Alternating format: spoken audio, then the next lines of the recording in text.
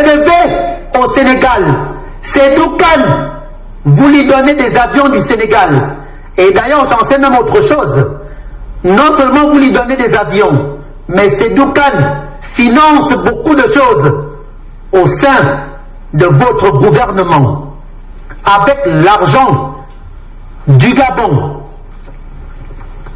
Mais je tiens à dire ceci à Ali Bongo Ondimba. Ali Bongo Ondimba, tu es trop bête. Ali Bongo Ondimba, tu es trop bête. J'ai vu des chefs d'État africains bêtes et naïfs. Mais Ali Bongo Ondimba, tu as vendu le mot bête à la honte. Ali Bongo, franchement, non seulement tu es bête et aveuglé, car tes maris, Mexan à Prombessi, Seydou Kane, Suleiman, Liban, et bien d'autres, tes maris, ta bande de pédés que tu entretiens, et qui ne s'assument pas comme toi-même. Hein? D'ailleurs, donc tu ne veux pas croire et tu ne veux pas affronter la vérité. Tu ne veux pas croire ce qu'on complote contre toi. Cela n'engage que toi-même. Mais libère-nous le Gabon. Laisse le Gabon tranquille.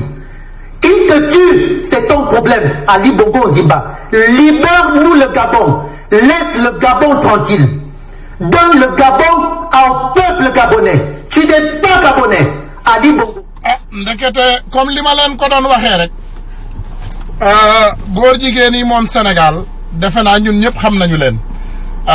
dégg ngeen fi ay waxu Seydou Kane dégg ngeen waa ji Seydou Kane boyfriend tudd na fi Macky Sall une centaine de fois ci ay jikko doomeeram yoo xam ne rek Macky Sall mi ngi koy doxal fu ne ci àdduna bi ndeke non seulement day sàcc alalu sénégalais yi mais day dem ci ren réew yi aussi di faciliter doomu sénégalais yi ñuy sàcc alal di ko indi mu koy denc foofu ci palais bi donc Seydou Kane moomu man xamuma ko wax dëgg yàlla je ne le connais pas je ne connais pas qui il est mais j'en suis sûr et certain que àdduna bii ñu nekk tey les gens sont assez conscients pour savoir que bépp doomeeram bu nekk ci àdduna bi Macky Sall mooy sa baay Macky Sall moom tey kuy wër sa baay rek demal fëggi palais c'est lui ton père képp koo xam ne tey xamoo kuy sa baay yaa ngi koy wër demal fëggi Macky Sall parce que le plus grand voleur de l'histoire du Sénégal le plus grand chimpanzé de l'histoire du Sénégal celui qui se considère le plus grand malfaiteur te gisul dara de billahi wallahi wax nañ la ko Macky Sall on va te foutre les pieds en l'air ñun dinañ la wax sa bopp ba nga xaru tant que xaruwuloo duñ la bàyyi ñun nee nañ la duñ la yërëm keroog bi nga lakkee bi sa oto bi lakkee ci deewu Ousmane Tanor Dieng bi sax Dakar nañ sa ndey duñ la arrêter on va jamais arrêter on va te montrer ta médiocrité ba keroog bu la yàlla génne ci àdduna bi c'est ça la réalité voilà donc qui n'est pas moi Dia c'est qui voilà il dit de le faire rentrer donc je le fais rentrer fexeel ba boo fi duggee rek di wax ay waxu ma ngeen jéggal ma gaa yi ma dugal suñu waa ji mu am loo xam ne dañu koy wax ñu déglu ko parce que bu ma juumul defe naa c'était le même apériste qui était dans la chose de Bouli Galissa hier mais on l'écoute ngeen jéggal ma voilà maa ngi lay dugal sa waa ji voilà tu veux participer voilà tu es là voilà sëñ bi nuyu naa la waa ziar naa la mag gi ñu ngi lay déglu di la bëggee bu wër di wax yaa salaam yaa salaam. yaa salaam ñu ngi lay déglu grand. waaw xam nga grand da ngay waxtaan bu am solo. ndax nit ñi wax noonu la doomu aadama di mel yow loolu ngay dund. man xawma la musuma la gis. dëgg la. mais li ngay wax da nga koy wax nit ñi sénégalais yi ñun ñëpp xam nañ ko. xam nañ ni ñi ñu mus a jiite ba ñu juddoo ba léegi ñoom ñëpp ay doomaraam na. Il utilise le Sénégal sans les Sénégalais. Il utilise le Sénégal sans les Sénégalais. mooy wane ni rek. dëgg la. dañ lay jàpp sax ngay jaay ngay trafiquer ay garab yu bon pour jox ko sa waa réew ñu jàpp la Macky Sall libéré la. mooy wane ni yaa ne rey sa askan. amoo lenn loo ko mën a teg. amoo lenn loo ko teg loo xam ne doomu aadama yi dinañ xëy suba xale yi am yaakaar si seen dëkk. ngir am liggéey ngir feebar faj ngir am ndox bu baax ngir am courant jubluwuñ ci lenn te sénégalais yi seen faute la grand nañu waxante dëgg ñoom ñoo seetaan lii kenn duñu ko dindil kenn moo ñu fekk suñu réew dindil ñu lii ñun ñëpp tous ensemble benn but ñu defandoo Sénégal jigéen ñu defandoo sax lenn pour dëkk bi ñun ñëpp Sénégal ñu defandoo lenn pour dëkk bi ñu teg dëkk bi si dëgg grand dëkk bi dafa jot ñu teg ko si dëgg mënuñu dund si jaaxaan da ngay wax ak intellectuel yi sax xamuñu sax ni science sax di ñu la ñuy jàngal si école yi sax ñii ne l'islam moo ko indi Europe intellectuel yi grand ak homme politique yi ñooñu téye en otage Sénégal chaque jour moo ko ñoom ñëpp duñu dara lavage du cerveau lañ leen def yaa ngi ne CM2 nga yem école te da ngay gérer entreprise effectivement da nga si bëri morom yéene grand ñooñu yéene doxal Sénégal du c'est pas les intellectuels duul ak fen ak sàcc lañ leen di jàngal en mathématique ñoom ñëpp j'investis plus que Macky Sall au Sénégal waaw moom laa lay wax xam nga affaire bi cause la mooy tax chaque fois dama naan gars yi bu ñu nax ndax rot ci mbaam roof mbaam rek la ñuy def Sénégal yow ku la joxoon tey réew mi tey nga defar ko ku la joxoon réew mi nga defar ko réew yéene moo koy defar du jàng bu rëy te yaa leen gën a jàng ndax da ngaa dox góor balaa nga mat góor wëndeelu góor yàlla nga bu ñu nax bu ñu roof mbaam rot ci mbaam ñun ñëpp ngir Sénégal rek ñu am yéene sama maam Abdou ko wax bu ñu amee yéene rek mu sotti ñoom ñëpp bi ñu ñëw ci pouvoir bi grand dañ leen jox waaw xam nga ñoom ñëpp bi ñu ñëw ci pouvoir bi dañ leen jox moomeelu askan bi ñoom ñëpp Serigne Touba bi muy ñëw Touba bant la fa fekk ak ay gaynde ak ay garab mu def ko raison bu gën a rus ci Sénégal bi ñu jugee ñoom ñëpp naan ñu nañu rey sëñ Touba reyuñu ko ñoom doxuñu si sax sëriñ si nag ñoom ak imaam yi moom sont les plus grands traîtres du Sénégal da nga ko wax dëgg ñun ñëpp ñoo bokk Sénégal ñu tegoo si yoon ñu topp leen ñu jëndee yoon ñun da nga koy wax ndax Sénégal pour ñun la pour ñun ñëpp la imaam yi Macky Sall si élection yi ku nekk 20 millions la leen jox kon ñoom ñëpp mënuñu ñaan ñu nangu ay traître na on le dit ku fa wax dëgg dugg kaso Sénégal imaam bu fa waaraate dëgg bii liyaaxi nga dugg kaso ñoom ñëpp lancé naa leen défi ci àjjuma ji képp kuy imaam Sénégal rek na nga waaraat si pétrole gaz ak si Guy Marius Sagna ndax Guy Marius Sagna mooy waaraate bu mag bi Sénégal ak yow ak yeneen booy yi def live yéenay waar nit ñi si li Sénégal am diine foofu la toll bu ñu nax bu ñu nangu ñu nax ñu li ñëpp bokk nag ku si nekk dañ si am devoir ak droit ñëpp ku toog rek faute bi yow la waaw ku toog rek faute bi yow la nañ jóg bu ñu nax grand maa ngi lay bëggee bu wër di la jox sa wàccuwaay di leen wax gars yi partagé leen ko ngeen amee ndax Sénégal moom ñor rek Sénégal ñor parce que Sénégal dafa soxla ay patriotes ak fu ñu la nekk ci àdduna bi li tax ñuy faciliter nii di dugal doomu aadama yi ñëpp di leen déglu c'est pour que Macky Sall xam ne que il a des adversaires Macky Sall il faut mu xam ne am na ay jongalukat il faut Macky Sall xam ne ay paaka yu bees la ñu das ñun nekkatuñu ñun on négocie pas ñun dañu sadik ñun suñu génération y a pas de négociation ñun nga jubal la wala ñu tégal sa ndey ñun amul négociation y a pas amul benn affaire boo xam ne dañ koy négocier ak Macky Sall ñun duñu dem palais de la République ñun duñu bokk ci ay naafeq national ñun duñu bokk ci ay téegalante seen ndey ñoom doomeeraam yi ci biir foofu national ñun doxuñu ci loolu ay dialogue loolu du dialogue dialogue c'est pas quelqu'un qui te manipule dialogue mooy ñaari nit ngeen bokk xalaat ngeen indi sur la table dialogue du benn doomeeraam ñëw imposer la ay càccam ak ay manipulation loolu du dialogue loolu c'est tout simplement un manipulateur c'est quelqu'un qui vient pour te manipuler bu doomi aadama ñëwee tey sa kër ne la kaay ma jaay la mu ne la léegi nga ne ko waaw kaay jaay ma mu ne la sama marchandise bi moo gën ci àdduna bi sa xaalis bi bariwul maanaam xaalis bi ngay indi sa xaalis baaxul wax la lépp loo xam ne moom daf ko teg ci marchandise am he's a good salesman that's what Macky Sall is il faut ngeen xam ne Macky Sall c'est seulement un bon vendeur un très mauvais vendeur envers les Sénégalais mais un bon vendeur envers lui parce que li muy def tout simplement ce que ça signifie mooy nelawal xelu doomu Sénégalais yi pour defar xelu boppam parce que am na ku ne je veux intervenir voilà ma dugal ko mu intervenir ngeen jéggal ma dañu bëgg a dugal doomu aadama yi pour tout simplement Macky Sall xam ne maanaam li mu am ci adversaire it's a big deal ñun Guy Marius Sagna moo ñu ñor ñun on ne parle pas de Ousmane Sonko en ce moment on ne parle pas de Karim Wade on ne parle de personne. salaamaaleykum mooy suñu frère patriote bismillah grand ñu ngi lay déglu merci. d'accord mais ziar naa mais bàyyi li mu wax grand nag man yaa ma magee 2 ans. waaw amul problème sama rak waaw petit frère. voilà merci. naka mu nice. maa ziar naa la baax bismillah.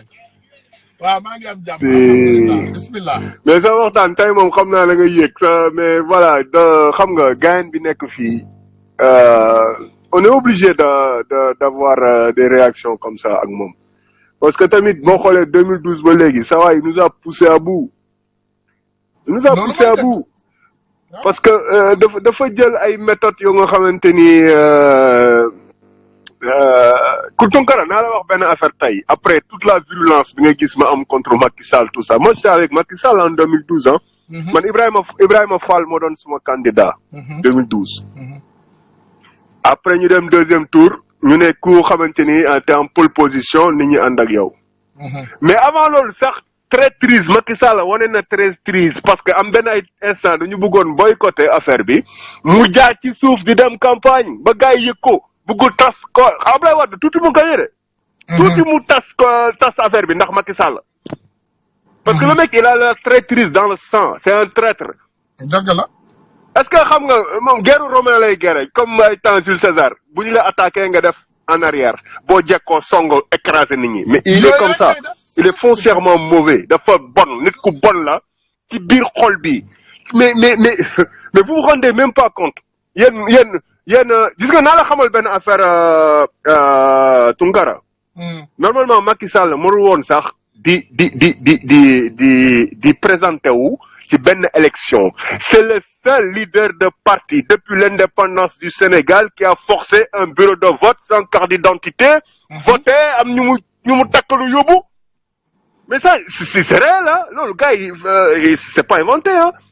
c'est réel est-ce que comprendre nga Macky Sall le discours d'investiture bi muy am jour bi muy ko fale discours bi muy am bi muy wax naan la reddition des comptes maanaam compte état bi dafa war a ñëpp teg ci seen bët bi muy wax le parti la patrie avant le parti bi muy wax je ne protégerai personne bi muy yedd xas waa APR yi ne leen yéen bu yeboo mais discours boobu noonu gis nga bu fekkoon Macky Sall discours boobu ci la taxaw 2019 bii nit ñi dañuy ruus sax dem présenté wu contre moom. effectivement bu fekkoon loolu la def li muy wax noonu jour bi ñu ko falee nit ñi dañuy ruus présenté wu contre lui. parce que le premier président né après les indépendances le premier président qui a fait ses études tout ça au Sénégal le premier président boo xamante ni yow doomu pauvre nga. li ñuy tubaab bi di wax sacerdoce la war mu koy tëddee di ko yeewoo di ko lekkee di ko fanaanee di ko yendoo man doomu pauvre la foog man xale yi meloon ne man damay nekk xale foog ñoom ñu ëpp ma chance que man te man je peux changer leur vie est-ce que tu vois ce que je veux dire mais nag loolu yëpp boo ko ci boole mbaa nga bàyyi loolu mais nag mu jël doole bi nga xamante ni moom dañ ko dénk di ko xeexee la population. mais Macky Sall moo yóbbu Khalifa Sall pour 1 milliard je sais pas combien yoo xamante ni c'est prouvé certifié que Khalifa Sall musul jël 1 franc CFA dugal ko ci poche am wala yóbbu ko këram c'est prouvé tout le monde le sait mais moom moo jël Siré Dia ay Bayla Wane ay Mamour Diallo ay Cheikh Oumar ay Baba attends je vais dire un truc Baba tu m'entends là yaa may dégg. bu baax maa ngi lay déglu. maa ngi lay déglu ay Baba Diaw c'est le conseiller. Baba Diaw c'est le conseiller du président de la République. biir palais. Baba Diaw pétrole feeñ. le premier truc qu'il fait c'est qu'il va créer une société en Suisse pour mën a ñëwaat pour d'autres. mais tamit nag ñii ay dëmm lañ copain ay dëmm lañ lii mooy dëmm du kuy ñëw di la jox lii mooy dëmm vrai dëmm mooy lii. lii mooy dëmm. vraiment ñi ay dëmm lañ dëmm. te muy dëgg. y a pas un état de droit dans le monde même en Chine. wax ne Baba Diaw xaritam la waaw. mais bien sûr mais c'est son ami c'était le bailleur de APR. mais non c'est mais même kaaw Aly Ngouille Ndiaye nañu taxaw tuuti ci kaaw Aly Ngouille Ndiaye un ministre de la République du Sénégal qui ment avec tampon gis nga kayit bi muy fen ci kaw kayit bi état du Sénégal lañ fa bind ministre de l'énergie comprendre nga bi mu fenee ba pare signature bi mu fenee ministre de l'énergie la fenee Macky Sall si boppam xam na ne Aly Ngouille Ndiaye lui-même il le sait mais ban état de droit la ñuy am ancien bu ko xamante ni ministre de l'intérieur actuel qui a ministre boo xamante ni tu fenn avec ak kayitu état mais yaa foofu amul fenn gis nga France fii xam nga moo fi doon news temps yi passé benn ancien François de Rugy ancien président de l'Assemblée nationale bu France après nekk ministère de l'écologie moo remplacé woon Nicolas Hulot mais xam nga kooku lan moo tax mu tëb ay reer yi mu doon organiser ak jabaram ak ay nit ak xaalisu assemblée ay reer laa la wax de premier allié Macron il l'a pas protégé parce que il peut pas France fii est-ce que comprendre nga ci même nit boo xamante ni boo génnee Sénégal mais boo génnee Sénégal yow da ngay woote démocrate di woote Sénégal pays de droit mais dans ton propre pays t'es un dictateur mais français yi xam nañ ko de léegi le point ay la ñu ngi bàyyi xel Sénégal de ñu ngi bàyyi xel Sénégal bu baax parce que moi j'aimerais bien attirer l'attention à toute la diaspora qui ñi nga xamante ni ñu ngi dund biir France moi j'ai envoyé des lettres ay lettres yu ma yónnee ay fii ci biir dëkk bi ay nit juste pour un entretien Sapin la loi Sapin bi ngay dégg Sapin bi ko defoon benn waaw PS la woon moo fi def loi fii ci dëkk bi pour benn xeetu corruption Afrique muy dugal ko ci loi France mais Sapin boobu il n'a pas répondu je l'ai appelé xam nga mais t'inquiète loolu dinañ ci yegg Sapin boobu laa bëgg Sénégal activistes yi dem ñu am ak moom waxtaan boo xamante ne sénégalais yi dinañ ko dégg ñu xool fan lañ koy jaar France ça va être dur mais la Belgique reçoit toutes sortes de plaintes yow ba amoon sa benn nijaay boo xamante ni neexu la woon sax temps bi nga nekkee xale mën nga ko porter plainte à Bruxelles toutes les plaintes sont recevables tribunal bu clandestin bu royal xam nu ñu koy tuddee noonu États-Unis boobu ngeen nekk Aly Ngouille Ndiaye compagnie aviation bi mu créé c'est dans le Delaware la ko le siège bi nekk mais faut aller là-bas faut aller porter plainte contre lui Sénégalais yi dund Delaware da ngay dem ci tribunal nga porter plainte contre Aliou Sall on peut gis nga sëñ bi Macky Sall on peut plusieurs formes de lutte mun na am mais il faut que les gens soient conscients que kii kenn du ko arrêté ci jàmm bu yaboo nga bind ko fenn nga teg ko je vais te dire un truc tey bu yaboo ne ko ñëpp jàpp Macky Sall du jóge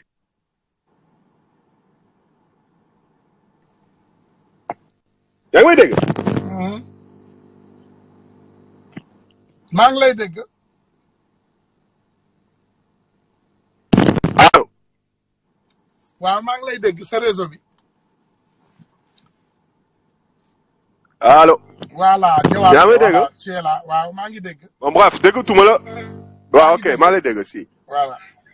voilà mais dama la bëgg a xamal ne y a plusieurs formes de lutte mais le gars il ne peut pas s'en sortir.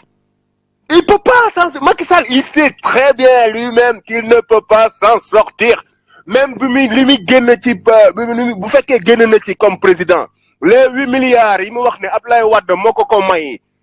ak nu mu def ba jënd kër Houston mënu ci génn parce que loolu immunité présidentielle couvriru ko il était premier ministre il était ministre de l'énergie bi muy commencé di tabax mais demal nga déglu Souleymane Jules Diop bi muy wax Macky Sall war nañ ko xoolaat ba écoutez ça. Mais loolu du woon président ça tombe pas sur l'immunité présidentielle. Voilà mais loolu rek gis nga loolu rek voilà. gouvernement boo xam ne ci la affaire 7 milliards yu Taïwan yi amee nga taxaw publiquement couvrir yooyu yëpp couvrir njuñ njaaj yooyu yëpp ba noppi di taxawaat dellu si ci Sénégalais yi nga xam ne maa ngi fàttaliku ba muy wax le 25 mars à l'Assemblée nationale française au Sénat français le 25 mars 2008 mu daal di leen wax ni leen ce sont mes parents et Abdoulaye Wade qui ont forgé ma citoyenneté ku Abdoulaye Wade forgé sa citoyenneté nag war nañ laa xoolaat ku Abdoulaye Wade forgé sa mook Idrissa yëpp a yem ku ci wax ne Abdoulaye Wade mooy sa baay war nañ laa xoolaat ndax mënuloo doon ku baax loolu la wax nag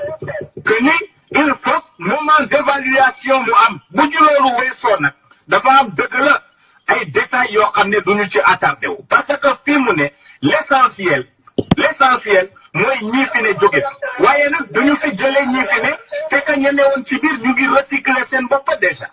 parce que fii mu ne ñëpp a xam nañ ne jeex na ñu ci bari nag am na ci ñoo xam ne ñu ngi changer discours pour préparer l'alternance de l'alternance waaw xam nañ ne fii mu ne lii jeex na lekk bi jeex na giro bi jeex na tong-tong bi jeex na bu ko defee nag ñu ngi préparer l'alternance de l'alternance daa di commencé ne waaw man de bokkuma ci woon man li ñuy def d'accord ma ci fekk yaa ci ne lekk ba suuf sàcca tabax ay kër jënd ay appartement France jënd ay appartement États-Unis te amuloo woon dara boo xam ne nekk bu ndaw nga nekkoon ci dëkk il faut que loolu ñu xool ko il faut que loolu ñu xool ko mënuma ko bañ a wax mënuma ko njëkk a wax il faut que loolu ñu xool ko il faut que loolu ñu xool ko koo xam ne 2002 yaa ngi fay 50 000 francs loyer ci Derklé 2006 nga jënd appartement Paris jënd appartement États-Unis tabax sa kër seen kër Fatick tabax ko ci ñaari weer def ko ñaari étage loolu mais kooku nag il faut que ñu xoolaat la il faut que ñu xoolaat la nag wax dëgg yàlla il faut que ñu xool ko mënuñu ko ñàkk a xool loolu foog ñu xool ko nga wax ñu loolu naka la mën a amee. voilà bismillah continuer grand dama bëggoon waaw ok donc li laa doon expliquer voilà li laa doon expliquer léegi mais Tunkara normalement kii waxuma la woon présenté wu sax mais 2012 élection 2012 yi ci kaso bi la ko waroon fekk mais la question qu'il faut se poser pourquoi bi ñuy campagne waa PDS waxuñu ñu ne ab Macky Sall mi ngi mbubboo 8 milliards après lañ ko yëg. dañ ko waroon comment ça se fait pourquoi ñoom ñu ñàkk ba pare non mais attends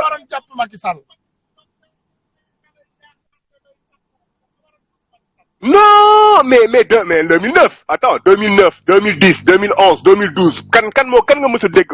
PDS mu génn wax affaire Taïwan wala ñu mu leer comme nu mu leeree après maanaam ñoom PDS dañu ñàkk tël table bi xam nga li ñuy wax tël table bi ba pare mais loolu mënu ma leen ko baal xam nga lu tax xam nga ba pare nag ñu teg ci j'ai rien contre Karim Wade je n'ai rien contre Karim Wade franchement mais je lui fais pas confiance ça c'est voilà c'est comme ça mais Karim Wade moo yokk fit Macky Sall su Macky Sall amee fit bi ku mu jàpp tëj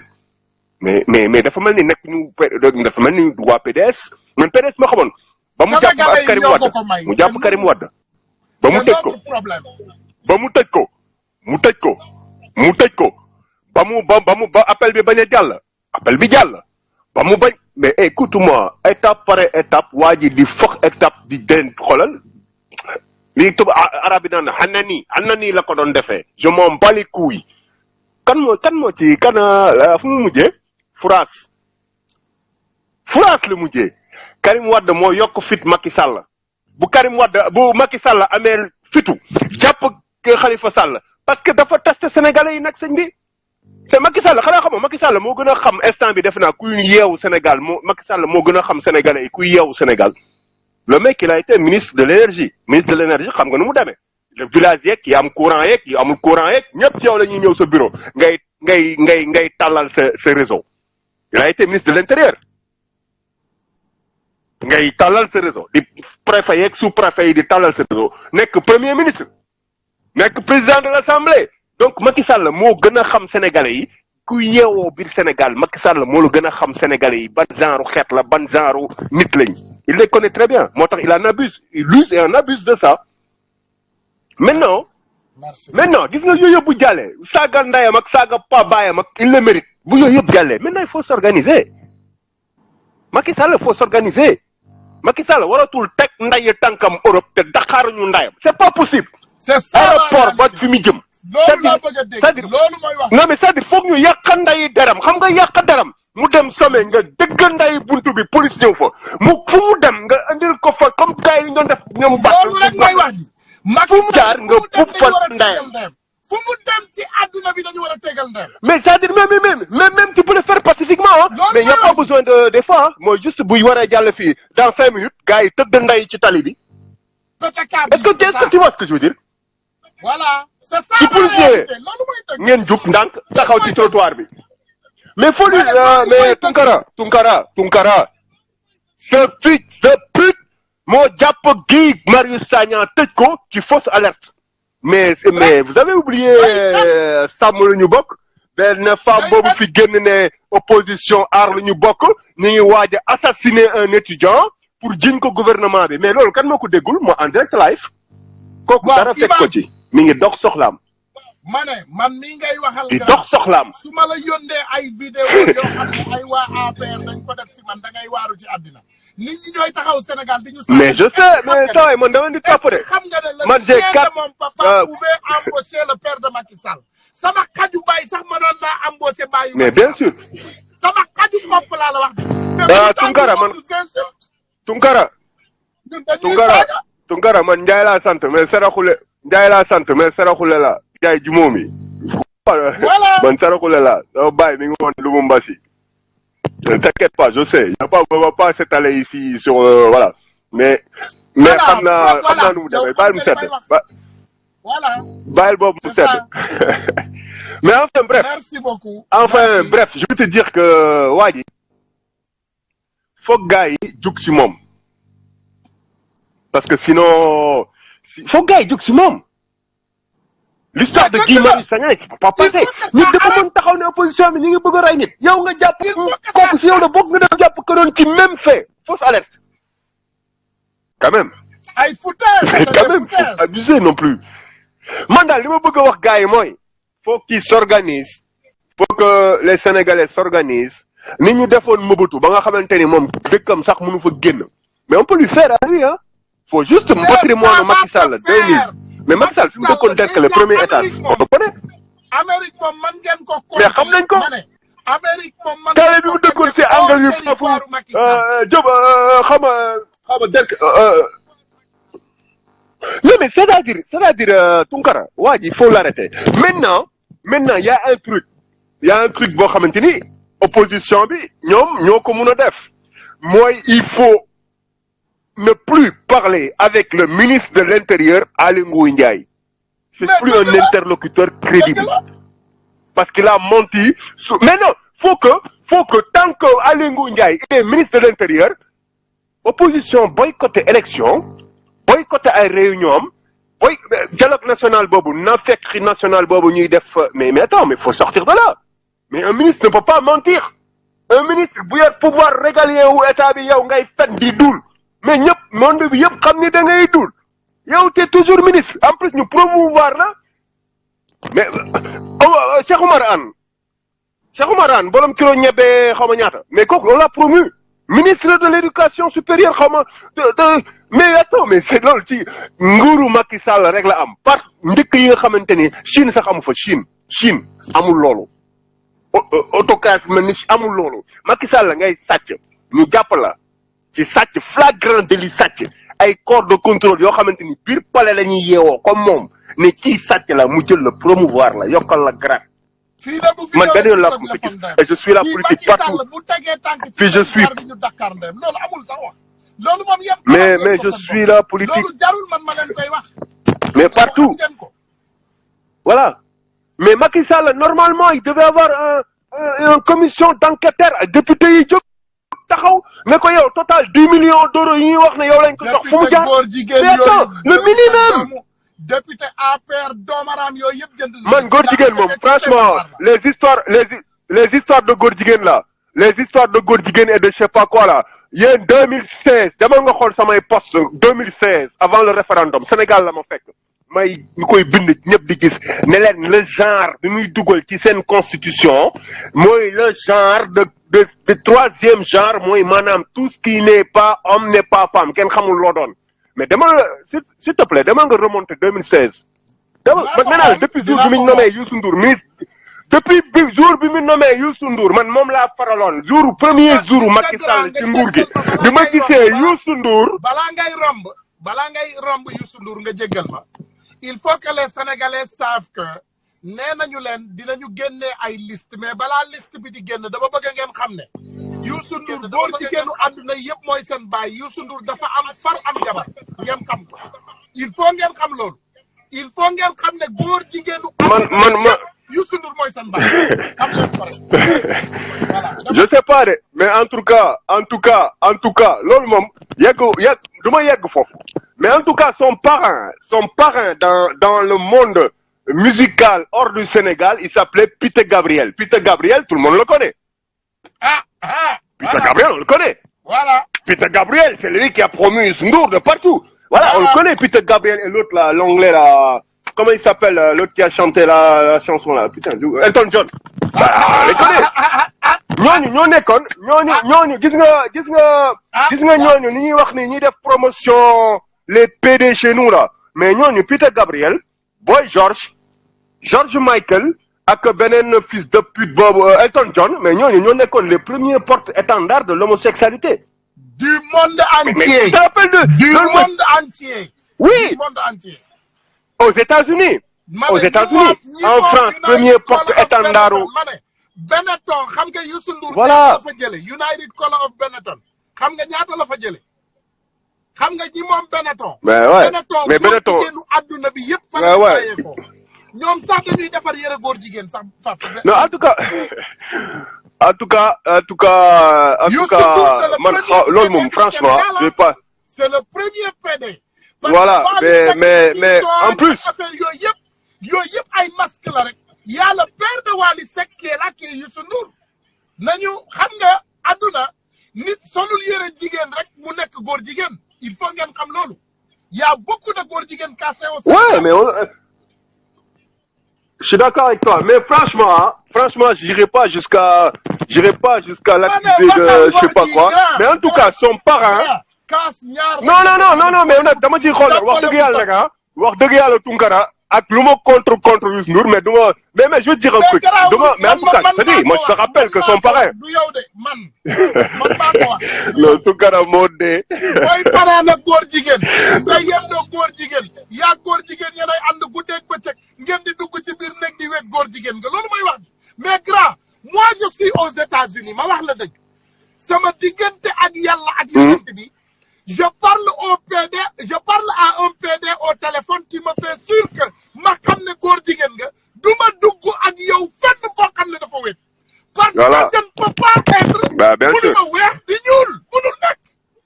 mais mënul nekk du ma weex ak góor jigéen moi dafa je suis aux États-Unis ma ne la xam naa ay góor jigéen bu ma la nee xaw ma ay góor jigéen damay fen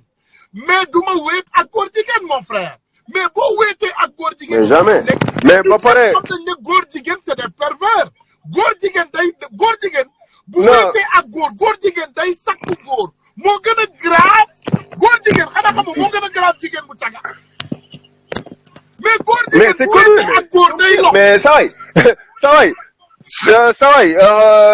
ñoom ils sont pervers et ils pervertissent c'est leur am ay pervers lañ ba pare ku leen jege ñu def la pervers mais on les connaît moo tax ñooñu musiba xolal en plus Youssou Ndour Médina la dëkk moo tax affaire Peter Gabriel boobu xawoon na indi bruit Médina parce que Médina góor jigéen man fa laa màggee góor jigéen bu mës a dugg sabar nga dugg sabar ñu daqaar sa nday ay xeer sabar bi tas tay may nekk xale ñaari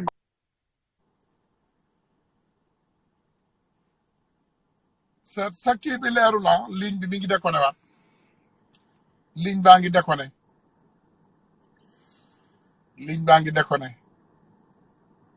dire donc dama la bëgg xamal foofu mais en fait ñu ngi xabaabal quoi dama la bëgg xamal foofu ne gis nga affaire de góor jigéen les Sénégalais ont regardé ku dem nga yëkkati constitution Sénégal nga tijji ko li nga fa fekk le genre mi ngi ci biir constitution Sénégal léegi nee nañ la permis de conduire yi dindi nañ fa sexe genre lañ fa def xaaral tuuti bi ciy topp mais Tounkara je vais te dire un truc xanaa xamoo ñaari góor jigéen si vous voulez se marier au Sénégal am avocat bu beex mën nañ ko def. ils peuvent le faire. mais oui. parce que code pénal constitution moo nekk ci kaw code pénal ci voilà même bu ñuy defee benn loi sax dañuy xool si c'est anticonstitutionnel ou pas. donc dans la constitution li nga xamante ni moo féete kaw lépp dans un pays laïque fa lañ def le genre ñëpp xam nañu luy genre boo ko demal nga xool luy genre maintenant dans vos permis de conduire il y a le genre xaaral tuuti ñaari góor jigéen ñooy ñëw takkante fii dem tribunal porter plainte état wu Sénégal c'est bon bu ñu demee ba ci biir bu ñu demee ba ci biir ils auront raison ils peuvent le faire mais parce que c'est dans la constitution du Sénégal c'est dans la constitution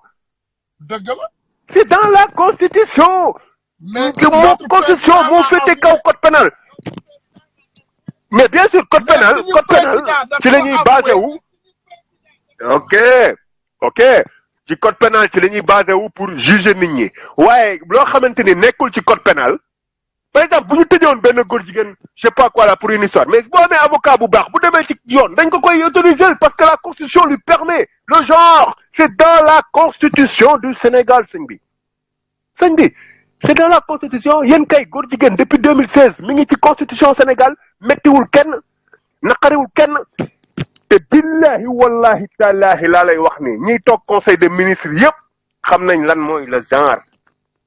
ñi nekk Benno Bokk Yaakaar ñëpp xam nañ lan mooy le genre xam nañ ko de sëriñ ñi fi nekkoon naan Macky Sall référendum oui ou non ñi voté leen oui man Sénégal la ma fekk tag nekk naa 8 mois 2016 teg fekk naa fa 8 mois sëñ bi le genre est dans la constitution du Sénégal ñaari góor jigéen suba bu ñu bëggoon takkante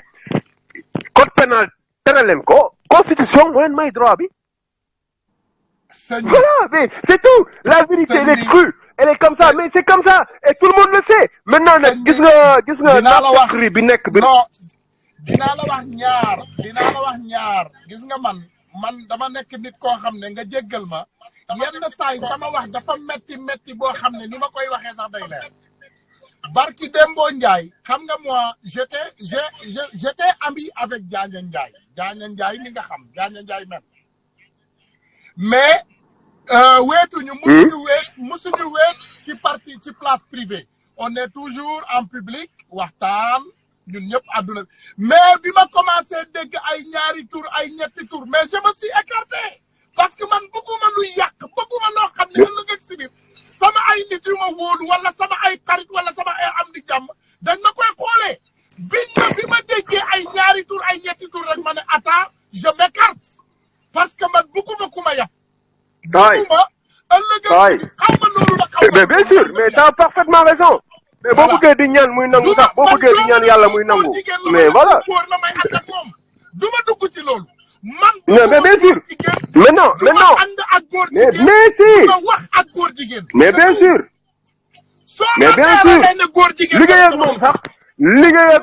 liggéey ak moom sax am na boo foo gisee patron góor jigéen war a liggéey kër góor jigéen mën nga dem liggéey feneen koo xam ne ni kooku du góor jigéen enfin bref Dakar déglul ma wax la quand j'ai été à Dakar ça fait 6 mois yónnee moom moo ma yónnee email de gis na ma maa ngi Dakar il m'envoie un email invité ma bureau CEDEAO je suis allé avec ma sécurité bi ñu toogee sécurité baa ngi toog mën nañ ma conseillé ñu ngi toog déglu suñu ay waxtaan man du ma wéet ak koo xam ne dañ la man buñ lañ attee ñàkkal rek nga jéggal ma te yàlla tax du ma wéet ak yow billahi wallahi tallahi billahi wallahi mais Macky Sall mais d'accord alalu adduna man jaralu ma yendi je m'en fous de ce que voilà tu as et ce que tu fais buñ ma mais attee bien sûr ñàkkal bu ma déggee rek ñu tudd doomu aadama ci yenn fànn yi nga xam ne yàlla bëggu ko du ma ko nangu voilà bien sûr mais daal pour gàttal dama bëgg a xam sénégalais yëpp xam nu que tous les sénégalais sachent que ki seen constitution góor jigéen est légal ku ko nangu ku ko bëggee nangu ak ku ko nangu ba pare bu yeboo ngeen xam def leen loolu seen bopp pour ki ko loxo bi ko fa dugal nag loxo ko fa dugal loxo mën na fu ko fa génnee mais tant que ñi ngi bind mais kenn du fi tëj góor jigéen xanaa xamoo bi constitution bi ñu voté référendum ba léegi kenn mënatul tëj góor jigéen sëñ bi kenn mënatul tëj góor jigéen Sénégal parce que c'est permis le genre dans la constitution du Sénégal la constitution au-dessus du code pénal c'est au-dessus du code pénal mais sëñ bi li ma lay wax nii ma jéggalu grand ma bëgg voilà noonu la fa demee ma bëgg nga jàppale ñu léegi ci affaire Guy Marius Sagna bi parce que comme tey vraiment wax dëgg yàlla naqar bi nga xam ne moom moo ñu indi woon ci waxtaan bi affaire Guy Marius Sagna la vraiment bëgg nañu nga yaatal ñu vraiment sa xam-xam. waaw ñëpp ñu xool naka la ñu. mais affaire Guy Marius Sagna moom tooñ moom mënul passé foofu. tooñ mënul passé foofu. tooñ mënul passé foofu ñu ne Guy Marius Sagna dafa wax ne je sais pas Tanor kuy kii après ñu ne dafa wax France day bëgg def vers attentat Sénégal xaw ma nu mu demee nii mais ñaar yëpp bu mu ci wax du délit fan la nekkee délit. amul fen fu mu nekkee délit mais dama bëgg bu fekkee ne am na fenn benn juriste su APR bu nekk ci live bi mu dugg wax ñu li Guy Marius Sagna ban délit la ak délit bi nu mu tudd mu tëjji code pénal ne ma délit bi ñii la tudd. fausse alerte lan mooy fausse alerte fausse alerte dafa am. amul fu fan la fausse alerte am ci code pénal Sénégal code fausse lan mooy fausse alerte. léegi damay bëgg a xamal léegi ñoom boolewuñu ci sax léegi dañuy créer ay infraction yoo xamante ni ñoom rek ñoo ko dañ koy créer quoi ñoom dañuy créer infraction mais sëñ bi ku libéré Penda Ba ku ko libéré waratuloo jàpp nit ci opinion. munul nekk mënoon jàpp nit ci opinion. délit d'opinion amul fenn délit d'opinion amul ci dëkk droit Chine la am ay Chine ay dëkk yu demee noonu mais xoolal délit d'opinion amatul sax Russie am na benn gars Navalny lañ koy wooyee chaque jour mu dem Kremlin muru Kremlin yi manifeste fa Poutine di ko tere dañ koy jàpp xam nga ñaata lañ koy tëj ay 3 jours 4 jours dañ ko tëj 3 jours tëj ko une semaine léegi 15 jours lañ ko tëjoon bu mujj bi mais Macky Sall ba pare naa la xamal benn affaire comme il a dit je l'ai entendu Pape Alé Niang di ko wax ils vont prendre un juge d'instruction instruire affaire bi tant que tëjuñu dossier d'instruction bi comme ni ñu defoon Assane Diouf rek. tant que instruction bi tëjul kenn nu ko mën bàyyi mais attends mais on va où là. Mais dans quel pays on est nga jàpp nit délit d'opinion parce que non mais c'est grave c'est très grave. gis nga li ma waa ji ma doon wax ni François de Rugy yi nekkoon président assemblée nationale fii gis nga bi mu defee affaire am boobu waa propre partem ñoo ko njëkk a génn wax ko dëgg ne ko yow li nga nekk du dëgg du yoon. nguuru Macky Sall nag ñi dàq duul ak justifier ay duul mooy ñi ko wër li ma la wax sànq daal mooy jàppal loolu Macky Sall du jóge ci nguur gi ak jàmm comme ni ma ko waxoon gis nga 2016 bi ma nekkee ne woon naa boy foofu Karim Wade bu génnee dootu leen ko gis billaay wallaay talay noonu laa ko waxee sama boy yi noonu leen kii bu génnee dootu leen ko gis booy ba léegi nag boy yi dañ foog ne man li ma leen wax moo am ñaan kii élection sax dootu leen ko gis te noonu la demee Macky Sall ni ma la ko waxee duñ jóge ci nguuru Sénégal ak jàmm balaa muy jóge ci nguur gi dina fi jéem a indi affaire de tukulóor séeréer. Joola indi na ko indi fi affaire de Mouride Tidiane mais t'inquiète pas il a des leviers il va en user. il va en user. li ma lay wax ni jàppal wax li ma lay wax. Macky Sall du jóge ci nguuru Sénégal ak jàmm je te le dis et j'espère que yàlla nañu yàlla may fekkee. moom yàlla na ko yàlla may fekkee wérgu yaram Macky Sall li ñu koy ñaanal mooy yàlla na ko yàlla may wérgu yaram ak fanu gudd ba ñu mën a non moom li de Ablaye Wade moom li ci Ablaye Wade moom de Ablaye Wade mag la woon. mag la woon te Ablaye Wade am na yoo xamante ni kenn mënu ko ci topp. dañ ko war a def ni pharaon rek. mais moo tax ma sama poste keroog bi ñuy ñaan yàlla na avion takk ndayam ndaw fekk ñoom ñëpp ci biir ñu dee ndeyam océan Atlantique boo amee sax bañ ko am. waaw man nag mais en tout cas daal li ñuy wax fii yëpp pour ñëwaat ci Guy Marius Sagna dañ ko tooñ. dégg naa yaa xam mbay moo ci nekk ak dugg na fii génn fële di moo doon suxlu mais kooku moom ku jël xam nga balaa ngay nommer nit fenn Sénégal ay jamono dafa doon am enquête de moralité maanaam kii fi mu dëkk fi mu yaroo dañuy dem enquête nan la fa màggee nan la fa je sais pas quoi là mais bu ñu ñëwoon France fii Lyon la ville de Lyon def enquête de moralité ci waa jooju noonu mais c'était un fou hôpitalu dof yi daaw fu jóg fii France. waaw l'autre là yaa xam mbay la mais c'était un malade mental suicidaire. mais ça se voit. c'est sérieux li may wax nii ça se voit. mais dof. mais donc ça se voit grand ça se voit. mais bi gën a graaw moom dafa def affaire Aliou Sall yaa xam mbay dafa dem en tant que directeur du quotidien national Le Soleil li nga moom li ñëpp moom mu bàyyi loolu dem nekk attaché de presse koo xamante ni yow ñi lay fay seen xaalis moom ñoom ñoo koy tuumal nga dem nekk attaché de presse am foo mës a gisee loolu ba pare bu ñu wax nga naan non mais gis nga saa waay daal naa la xamal benn affaire gis nga bu fekkoon Sénégal Macky Sall da ko fekk degré 20 démocratie instant bi mi ngi degré 2-3 lu leer laa la wax nii fi mu fekkoon démocratie bu doon 20 la léegi mi ngi 2-3 te ñëpp ko xam ñëpp balaa may ñi toog ci télé yi di def ay débat mais ay débat des débats le serpent qui se mord la queue alors qu'il y a le plus grave que le pétrole l'histoire du pétrole là plus grave c'est le genre qu'ils ont introduit dans la constitution boobu gën a grave affaire Aliou Sall de boobu gën a grave comme ni ko waa ji di waxoon keroog léegi sax professeur bi doon def sàmm jikko yi xaw ma mi ngi koy expliquer mais gars yi baax nuñ ci xel éducation morale xam nuñ ko daan waxee éducation civique bi ñu daan def école léegi le vivre ensemble la tudd xam nga lan mooy le vivre ensemble mooy la première porte ouverte pour l'acceptation de l'homosexualité mooy le vivre ensemble maanaam nan nañuy dundoo suñu biir ci nan la ñuy dundee ci jàmm vivre ensemble vivre ensemble mooy vivre ensemble chacun vient avec ses tares et ses défauts mais on va essayer de s'accommoder on va essayer de vivre ensemble léegi éducation civique noonu la tudd xale yi vivre ensemble la ñu leen di jàngale bu ñu amee 20 ans ils vont essayer de vivre ensemble donc je veux te dire sëñ bi non man des fois non des fois je suis dépassé par les événements dama ne est-ce que peuple Sénégal man bi ma xamoon est-ce que mooy peuple bi enfin bref daal ñu ñamala ko foofu balaa muy gudd mais daal dama bëgg ku nekk nga jël prise de conscience sur l'état de ce pays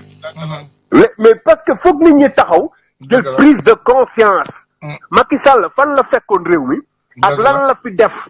defe naa bu nit ñi defoon prise de conscience boobu kenn du ko falaat sëñ bi loolu mooy dëgg ku dem pas-pasu nit ñi nga dem ne ñii ñoom laa fi représenté am ngeen droit saaga yonent bi looloo dem wax ko tout au nom de 100% de Sénégalais même les chrétiens ils étaient outrés de ça nga dem ne leen am ngeen droit ñibbi sa dëkk benn femme wax la nga jàpp tëj grand démocrate et dictateur chez soi foofu loolu fu mu am loolu rek moo waroon tax sénégalais yi juk rek mais voilà enfin bref daal bàyyi xool dañ ko yemale merci beaucoup grand vraiment voilà mais nag naa wax gars yi koo xamante ni mënoo dem manifester ji mënoo def dara nga jël photo Guy Marius Sagna nga def ko sa photo profil au moins c'est signe de soutien waaw gars yi déglu leen voilà au moins là ça tout le monde peut le faire nga jël photo voilà ok Tunkara bonne continuation waaw donc vraiment dégg nañu waxtaan bi te gis nañu waxtaan yi ni mu amee solo liñ leen wax la rek doomu sénégalais yëpp ci àdduna bi on est ñun ñëpp ñoo ànd suñu xol yi benn la parce que tey comme ni ma leen koy waxee Tunkara bii di toog di xeex ñu bari si yéen xamu leen ko mais qu'importe parce que du loolu moo ñu indi li ñu indi mooy ñu xeexal Sénégal loolu rek la fii gën lante indiwuñu fii ëppante alal wala tuutante indiwuñu fii tout ce qui nous intéresse ma leen koy ñaan maa ngi nuyu Bilo de passage di leen nuyu ñoom Maria Seck gis naa leen gars yi vraiment maa ngi leen di nuyu yéen ñëpp maa ngi leen di ziar parce que tamit c'est le respect nit ku la nuyu nga nuyu ko vraiment maa ngi leen di ziar Balla gis naa leen yéen ñëpp maa ngi leen di nuyu ce qui est important ma wax leen ko mes frères et sœurs sénégalais waxoon naa leen ko ci temps Assane Diouf je vous l'avais dit nangu leen maa déglu peut-être Tunkara c'est un bavard c'est un impoli qui est basé aux États-Unis voilà mi ngi liggéey peut-être il a un peu de pognon jënd na oto mi ngi saaga nit ñi déedéet ce n'était pas ça c'était que mag ñi dañu ne luy raam ci ñaay ba la jëm maanaam nit ku intelligent ku ne boo toogee nga xool Macky Sall nga xool ni muy manipuler sénégalais yi nga xool ni muy doxalee rek xam nga ne ci masiba la ñu jëmee bu leen déglu les quelques dooméram des quelques malfaiteurs qui écoutent parce que man yenn saa yi damay déglu ay nitu imbécile yu tekkiwul dara toi tout simplement dawalkatu taxi boo xam ne Macky Sall daf ko retraité loo jox ko tuuti xaalis muy génn di wax ay waxu dof n'écoutez pas ces personnes Tounkara n'est pas un chauffeur de taxi qui attend le salaire de Macky Sall wax naa leen loolu ma dellu si waat ci encore Tounkara n'est pas un conduiseur de taxi qui attend le salaire de Macky Sall moi je n'attends pas Macky Sall pour me changer la vie man xaaruma Macky Sall pour sama àdduna changer que Macky Sall vit ou pas je m'en fous que Macky Sall paye ou pas je m'en nique sama yoon new ci mais li am solo ñu wax ko mooy réseaux sociaux yi la ñu yor te ñu ciy def guerre te guerre boobu na leer xam nga li ma leen di wax nee naa leen guerre dafay saf mondial booy xeex ak nit yu jubadi xaw yi sutura la ñu bañ sàcc bugul ku ko siiwal tey ngóor jigéenu Youssou Ndour yi ngóor jigéenu Macky Sall yi ngóor jigéenu Aly Ngouille Ndiaye yi mais c'est des PD ah waxuma lii pour wax leen lu neex dinaa leen jox ay exemple ma jox leen maanaam ay firnde yoo xam ne boo leen defee 2 plus 2 di ngeen xam ne ay góor jigéen lañu parce que góor bu normal du wéet ak góor jigéen loolu déglul li ma leen wax de góor gu normal du tëju ak góor jigéen ci biir néeg c'est pas possible parce que l'islam nanguwul nga tëju ak jabaru jàmbur ci biir néeg xam ngeen loolu l'islam nanguwul yow dong ak jabaru jàmbur ngeen wéet ci biir néeg donc l'islam nanguwul yow ak góor jigéen ngeen tëju ci biir néeg c'est pas possible il faut toujours mu am une troisième personne mu am seede il faut toujours nga wut seede bu toog fekkee mais Youssou Ndour kenn du ma ne moom ak ñoom Elton John ak ñooñu mosu ñoo tëju ci nekk kenn mënul wax loolu te ñooñu góor jigéen maanaam pervers la xam ngeen lan moo tax góor di nekk góor jigéen maanaam du mën a contrôler góor jigéen la plupart des temps du ñu mën a contrôler seen urge seen sexual urge duñ ko mën a contrôler envers un homme duñ ko mën a contrôler donc mentalement benn fondement la boo xam ne day manqué ci seen biir bopp yi benn wiis la bu leen di manqué boo xam ne ñoom bu ñu gisee góor ni ñuy xoolee jigéen lañ koy xoolee daf leen di excité dañ koy bëgg a sax agressé dañ koy bëgg a sax sóoru maanaam donc kooku boo tëjoog moom ci biir néeg ngeen yàgg fa rek am na loo leen seq ngeen jéggal ma ko mais les réalités en est que Macky Sall ñun li ñu intéressé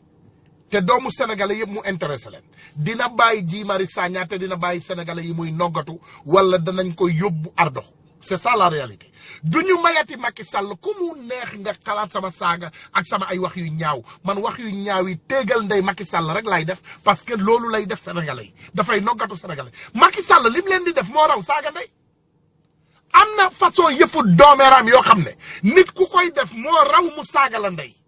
bàyyi leen saaga y a les mots qui sont plus importants qui sont enterrés dans ces phrases déglu leen yooyu jaay doole pour lan jaay doole c'est pourquoi ngeen déglu naafeq de la république déglu leen naafeq dama leen koy tegal ngeen déglu dama leen koy tegal c'est le fumiste de la république c'est le fumiste intercontinental. journaliste chez nous des na Sénégal journaliste yi yëpp yàquwuñu ñëpp duñu ay doomeeram ñëpp yàquwuñu mais tey boo dégloo journaliste yu mel ni Pape Alé daf lay won ne que ndekete kër goo dem ndekete ngor kenn mënu koo jënd ngor amul njëg waxoon naa leen ko bi foo dama toog benn jour yéen ndeysaan nit ñi dañu daan juum am na ko xam na daal ku juum yaakaar Tounkara dégg nañu Tounkara daal jaawale ma ak Tounkara 2S ma leen non ne faites pas des médiocrités parce que dafa am lépp fépp foo gis du kooku du sama doom baay na doomu aadama yi déglu dara il faut ngeen comprendre Tounkara yi bari nañu comme xeet yi yu ne dañu bari xeet yi bu ne am na ci kooku bokkuñu fu ñu jógee on n'est pas bokkuñu xeet bokkuñu même famille Tounkara bokkuñu jaar bokkuñu dara on n'a rien in common bokkuñu dara rien daal maanaam gàttal bokkuñu rien loolu defe naa na ko na leer ñëpp parce que defe naa bu dul dara bu doon 2 jours man ak yéen partagé nañ ko ci àddina te je peux vous garantir ne que man bokkuma ci Tunkara yooyu nga xam ne tey am na dara loo xam ne nit mën na ma koo jox ci àdduna pour ma jaay sama ngor sama réew sama jeunesse réew soxla nañ ma man je n'appelle pas les jeunes sénégalais inconscients du ma leen tuddee loolu parce que loo tàmmul tamit loo miinul jafe na pour ñu dugal la ci xam nga lu ma la bëgg wax donc nous on n'est pas né des combattants et grandi des combattants et né des patriotes et grandi des patriotes déedéet ataaya bi lañ ñu xamloo jox ñu ataaya te ataaya comme drogue la c'est comme de la drogue ataaya boo ko tàmmee boo ko naanul sax sa bopp day metti donc qu'est-ce qu'ils ont fait ils ont pris ce thé là et nous le mettre dans la tête tey boo bëggee am jàmm sax boo rombee buntu kër ay xale yu góor am leen ma may leen ngeen dem ataaya nga leen di wax tu leur donnes 500 francs ils achètent du thé c'est fini jaaraama problème jeex na duñ la ñaan 100 000 duñ la ñaan 500 000 duñ la ñaan ay milliards déedéet Akhenaton waaw Akhenaton c'est quelqu'un que je veux prendre je ne le vois pas mais su ma ko gisee rek dinaa ko jël Akhenaton boo mënee dugg nii rek bu ma la gisee mën nga génn duggaat rek bu ma la gisee ci kii je te fais rentrer parce que c'est quelqu'un vraiment qui est pertinent et qui aime son pays voilà mais balaa wax ji di gën a sori pour ma wax leen ñooñu dañu nelawloo suñu xel yi they made our brains fall asleep xam nga tey brain maanaam boppu nit soo ko nelawloo xalaatu nit du xalaat lu bari mi ngi mel ni tey rek nga pikiir nit pikiiru nelaw muy nelaw rek donc c'est ce qui est grave chez nous ataaya bi jël nañ ko ñu yàq suñu xel yi ñu yàq suñu bopp yi donc doomu sénégalais amatuñu loo xam ne tey mën nañ cee xalaat mënatuñu xalaat on ne peut plus penser parce que boo duggee ci xalaat yu sori sax buñ la joxee ataaya nga naan say problème u àdduna gas yi il faut que ñu yeewu mes frères et sœurs l'heure est grave je l'avais dit et je vais continuer à le dire te duma sonn l'heure est grave xam nga déglu ma depuis 50 cet imbécile ma joxe exemple Youssou Ndour il est né en 58 wala quelque chose il a commencé à chanter depuis mu ne 72 73 je suis né en 73 waaye way na way Youssou Ndour gisu leen mu changé dara ci Sénégal amul dara loo xam ne changé na ci Sénégal parce que Youssou Ndour moo ko wayoon déedéet par contre il connaît tout xam na lépp par contre il est intelligent il utilise les points faibles des gens pour jàpp leen fi mu bëgg mais boo ko xoolee amul dara loo xam ne tey wayu Waly Seck may na leen ko amul dara lu leen wayu Thione Seck may amul dara lu leen ay fecc may Sénégal chaque jour mu am fecc bu bees bu dul Lemzo Jamono muy ndeysaan suñu grand bale voilà quelque chose le grand qui fait les live dans les voitures te Bouba Ndour toppandoo ko suñu grand bi voilà je ne sais pas mais fàtte naa ko dans tous les cas Sénégal bëgg nañ koo yàq ne vous concentrez pas sur les insultes de grand frère Tunkara déedéet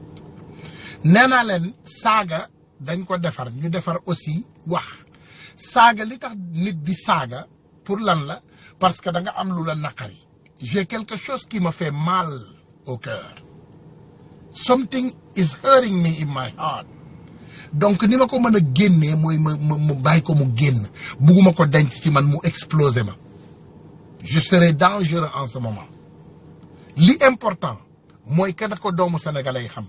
ñii wax nii ñëw leen sur le terrain ne venez pas sur les avions ñun amuñu problème mu billet avion je vous promets bu ñu bëggee voyager on voyage à tout moment je voyage comme l'oiseau vole dans le ciel su ma paree wàcc Sénégal du bàyyu Macky Sall wala ndeyam moo may teree wàcc ci aéroport bi mais je ne veux pas faire des descentes vides au Sénégal la fois passée j'ai eu honte bien vrai que nit ñi génn nañu mais dama rus ma bàyyi sama liggéey ma risqué sama vie bàyyi sama njaboot ma ne maa ngi dem Sénégal pour marcher ak doomu Sénégal yi joxaat leen seen ngor ces badolo là sont restés chez eux dormir vraiment grand Tunkara on se photographie voilà moi je ne suis pas un star I'm no fucking star man boo amee sama photo loo koy doyee da nga koy suvéere dugal ko sa suufu mat la man lu ma doon moi je suis un fils du Sénégal that's it I'm nothing I'm a nobody gënuma kenn ci yéen man gënuma kenn man damay liggéey damay xëy di def ni ngeen di def di daan sama doole c'est tout peut-être xëy na ma ëpp ci ñenn ñi jom ñenn ñi ëpp ma ci jom mais Sénégalais il faut qu'on arrête ces affaires de complexer et on se concentre sur le sujet du Sénégal loolu mooy dëgg c'est ça il faut que ñu concentrer wu si li nga xam ne moom mooy intérêt Sénégal li ñu intéressé ci Sénégal nag Sénégal la li ñu intéressé ci Sénégal Sénégal la ngeen jéggal ma am na ku may wooyee Sénégal peut-être ça a à voir avec ça ngeen baal ma ak allô ouais je t'écoute ouais c'est qui ah ouais noo def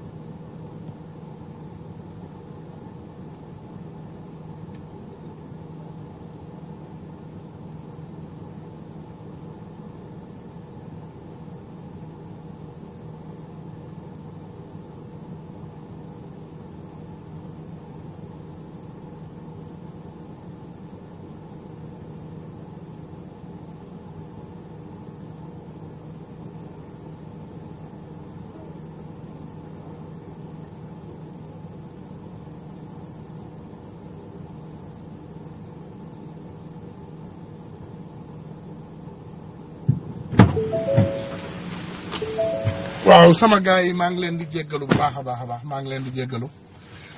maa ngi leen di balu àq parce que yenn saa yi aussi comme ni ma leen ko waxee ci liggéey bi dina am ay importance ay appels yu important yoo xam ne dinañ leen jël vraiment c'est honteux comme ni ma leen ko waxee il faut savoir que moi je suis débarqué encore pour une autre guerre mais guerre yi man ngeen ñu koo noppal parce que man tant que Macky Sall bàyyiwul Guy Marius Sagna la guerre avec lui a commencé encore et je vous le promets, vous me verrez chaque jour et je vais me préparer, je vais me déguiser pour cette guerre parce que cette guerre sera différente. Guerre bi ni ñu koy xeexee ak ni ñu doon xeexee yeneen xare yi du bokk. C'est ça la réalité. Guerre bi ni ñu ko daan xeexee ak ni ñu daan xeexee guerre yële du bokk. Macky Sall, on t'avertit encore une fois de libérer Guy Marius Sagna parce que bugguma ëllëg ak sibil ngeen mu ñëwaati concentré waat ci Ousmane wala Tunkara saagara Macky Tunkara mi ngi def lii Macky Tunkara mi ngi disrespect Macky journaliste yi yéen a may déglu xaritu Macky yi yéen am na ci ñoo xam ne ci yéen xamante nañu yéen a may déglu allez dire à Macky Sall mu bàyyi doomu jàmbur bi mu génn Sénégal nekk ci jàmm ñu continuer waxu pétrole bi ñu continuer waxu Aliou Sall ñu Sénégal nekk ci jàmm bu bàyyiwul doomu jàmbur bi ma ne la guerre bi Macky Sall di waaj a tàmbali xamul fu muy jeexee góor jigéen ña danañu feeñ doomeeraam yi dinañu feeñ sàcc yi dinañu feeñ dinañu yàq réseaux sociaux yi Macky Sall on t'avertit encore les jeunes sont prêts ñoom Titi pare nañu Titi wax leen ko ne pare ngeen mu xam Balla wax leen ko pare nañu Akhenaton wax leen ko pare nañu wala Akhenaton wala maa ngi nii di la jël xaaral ma jël la wala Akhenaton wala maa ngi jël Akhenaton mais wax leen Macky Sall que il va commencer la guerre des réseaux sociaux te ci moom lay metti parce que nit nga xëy bis bu ne sa ndey mi ngi yowmal xiyaam nga koy déggal lu bon c'est parce que dafa jur doom ju bon voilà donc na Macky Sall arrêté ce banditisme voilà frère Akhenaton maa ngi lay ziyaare nuyu naa la vraiment na nga ñëw bismillah ñu ngi lay ziar di la nuyu di rafetlu sa taxawaay sa liggéey sa courage des fois dama lay xool ngay wax dama lay yërëm sax parce que damay xam ne li ngay wax yaa ngi koy tibbee ci sa biir tribu yi des fois dama naan yow fi nga koy jëlee mu ngoog dama lay gis damay xam ne fu sore nga koy jëlee ci sa biir bi nga koy jëlee ça vient de loin c'est pop moo tax mais nag bon loolu lépp am na signification ñoo ngi lay gërëm di la sant ci sa taxawaay parce que mënoon nga nekk fi nga nekk na sama yoon nekku ci bari na ñu mel na yow ñoo xam ne soo waxee ñu ne sama yoon nekku ci parce que ñi ngi dund ñi ngi lekk ils sont dans le confort ñu baree bari tey seen yoon waroon na ci bañ a nekk mais nag yàlla dafa bindu wuutale nit ñi wuute am na ñoo xam ne tey boo leen joxoon banque mondiale tam du tee ñuy xeex pour Sénégal loola nag ku ci yàlla boole na nga sant yàlla bu loola weesoo may wax ne xeex bi dafa am priorité te benn priorité bi mooy Macky Sall gis nga góor jigéen beeg li ñuy xeex ci réew mi yépp benn nit moo nekk ci kaw di ko gérer muy Macky Sall bu ñu ko jëlewul fii li ñu bëgg ci réew mi dara du ci sotti suñu alal suñu sécurité suñu justice suñu ni ñu bëgg a dundee ci wàllu respect ak ci dund woo xam ne lépp luy góor jigéen ak yu ni mel dañ koy xeex tant que Macky Sall mi ngi fi du sotti nañu concentré wu ñun ñëpp jóg fekk ko ci palais bi génne ko yëlëb ko àtte ko de façon exemplaire ba nga xam ne parce que tamit aada woowuñu ci suñu réew ñun ñëpp ci yem suñu maam yi dañoo judd ñu inculquer ñu ay valeurs mais valeurs yi à un moment donné il faut que ñu xam valeurs yi fan la jógee parce que suñu maam yi est-ce que ay guerrier la ñu woon est-ce que dañu daan xeex mais loolu su fekkante ne dëgg la waroon na mën a feeñ ci ñun mais réew mi mënuma comprendre ñun ñëpp ñuy waxandoo xam nañ li xew te koo ki da jógal du jóg wala bu jógee benn yoon dem toog sànq maa ngi déglu Ousmane Sonko di wax mais boo ko dégloo ci biir waxam da ngay comprendre ne Ousmane Sonko ci boppam dafa découragé ci sénégalais yi. mais vrai. Ousmane Sonko voilà sénégalais yi dañ koy déglu di ko fan mooy li may wax Sénégal tey bu fi yàlla ne woon cëpp dañ koy léemu mais duñ ko jéem a observer pour xam ko bu Serigne Touba nekkee fii dañ ko jàppee woon yàlla di ko léemu mais jéemu ñoo xam Serigne Touba Alaaji Malick jéemuñu ko xam sénégalais yi li ñu man mooy di yéemu ci nit. ak di coggu nit waaye amuñu esprit de discernement di comprendre di xool pour décortiquer pour déceler Ousmane Sonko ci boppam buy wax ak ñoom da ngay dégg ñaan ko merci président mais ils ne comprennent pas Ousmane Sonko parle en parabole moom ci boppam dafa découragé sànq waa kër Khalifa Sall yi ñëw naan ko pour nga jàppale. grand ñu ngi lay déglu de continuer waxtaan bi ak ñoom ñu ngi lay déglu ma jël benn appel bu gaaw rek ñu ngi lay déglu vas-y. amul solo waaw donc 1 million de personnes bu ñu génnoon ci dëkk bi Sénégal coow lu jeex. ñiy wax ñëpp li bari yëpp mooy ñi war a génnul bu ñu génnoon ci mbedd mi 500 la takk bagage may lan moo tax loolu mënta nekk lu tax sénégalais bu nekk di xaar moroomu sénégalais lu tax sénégalais bi am ceeb am dépense mën a faju na sama yoon nekku ci loolu mooy lim dañuy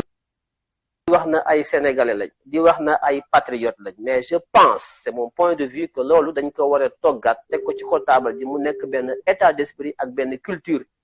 parce que damaa yaakaar ne ay mots yu ñuy wax ci suñu làmmiñ di ko wax rek mais àggul ci ni mu àggee ci deretu algériens yi nga xam ne pare nañu pour dee tout de suite àggul ci ni mu àggee ci coréens yi comme ni ko Ousmane Sonko waxee àggul ci loolu daal dafa des bala maa gëm na sénégalais yi ay patriotes lañ mooy il faut que ñu pare ñoom ñëpp kenn ku nekk génn sa kër pare pour dee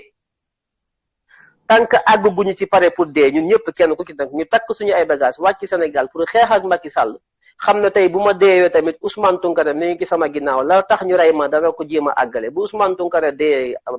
Pape Alé dina ñëw su Pape Alé